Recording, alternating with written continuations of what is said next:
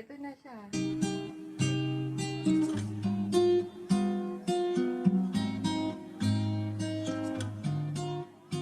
Hi, welcome to Simpleng Hardin. Happy Valentine's Day.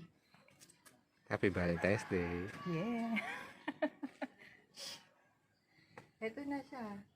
So ito yung mga mayana na pinch mo in the last episode. Let's see. So how many days has it been since you pinched off some of the leaves? Tuesday yon. So, Tuesday. 5 days. 5 days. So it's been 5 Ito days. na siya. So these are the new leaves which have Para kasi grown. lumabas sila. So you pinched off the leaves like this. See, this is it dropped off. So the large leaves used to be here, like in this part, in that part, and here. And so once those large leaves have been pinched off, the little shoots, the little leaves now have the opportunity to grow. See, the stems of the old leaves just drop off. So I don't know if I stick this in the ground, if this will grow.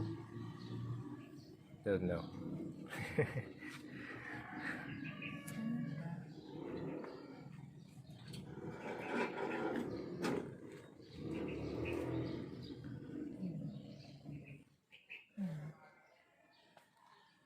Para kumapal.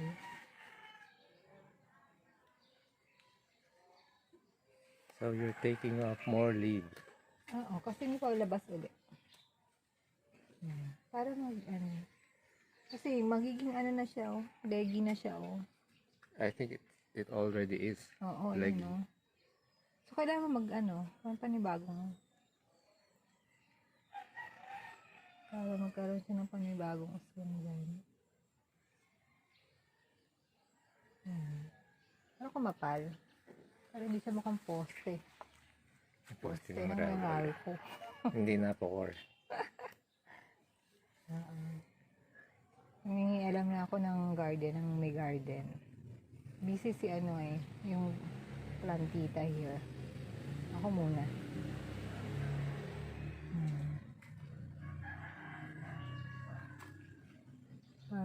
Ayun yung yung Here's the cuttings. So we're going to check out those cuttings after this.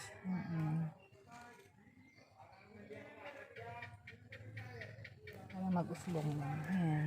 So we've seen how the remaining stems of the leaves that you pinched off just fall off after 5 days. So it's been 5 days. And the old stems just drop off like this. Here's an old stem. See? Oh, it's not dropping off. Maybe it's fresh. Ito na. Yes, it's fresh. This one, it's still fresh. Matanggal na yun kasi 5 days na. Yeah.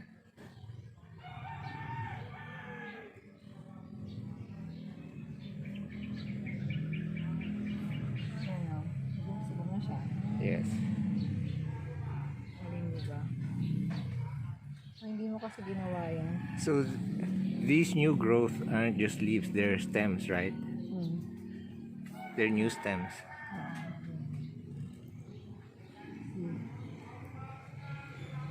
Maganda yan. This one's very nice. Itong ganito. Nice colors here. Nice combination of colors. Ayan, ito maganda. Nakakapal na siya. Ayan.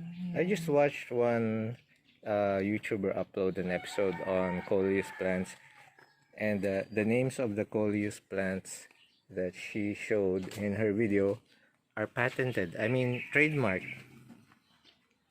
Would you believe that? The names of Coleus plants are trademarked.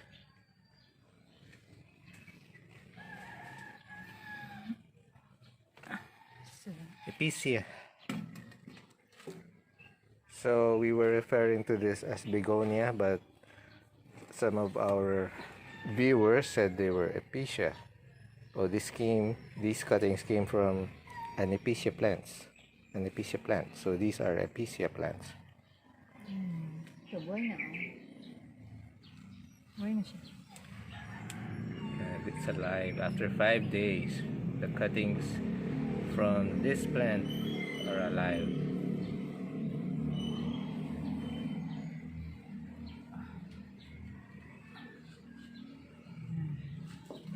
This is dried. Hindi. Siyempre kasi, di ba tinanim mo siya? So, yan. Parang may bago ito. Pero buhay na yan. Ayun. Buhay na siya. Kailangan niya na ng konting sun. So some of the leaves might actually dry out.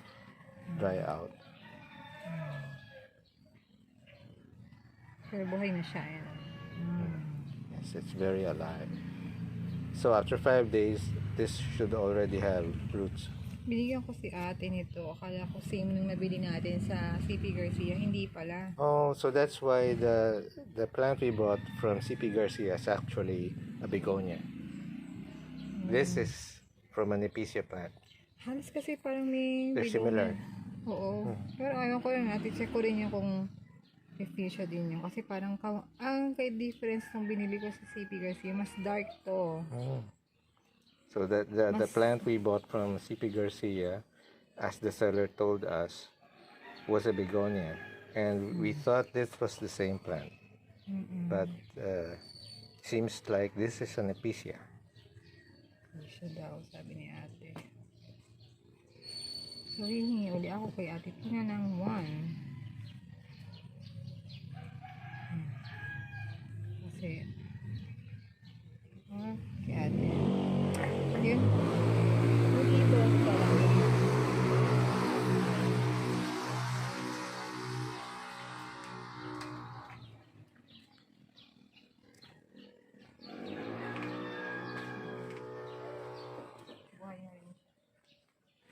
Let's check the other cuttings that were planted directly into the soil.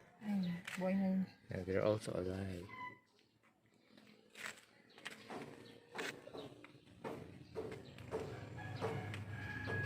And these are the begonias. Begonia. And these are oregano plants. Did you know that? Yung tinanim ko buhay na yun pala. Yeah, did you know that there's also a type of Coleus that's called I think it's also a mint and it's similar to oregano. We have that in a different episode on arghentrock.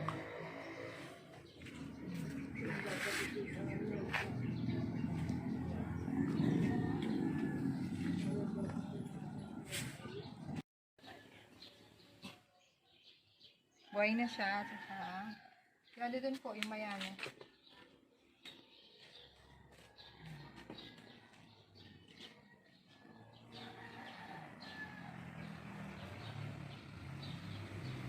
Buhay na si Mayana. Buhay na si Mayana. Hindi pala si Mayana, si Epicea. Pakita mo yung ibang Mayana plants.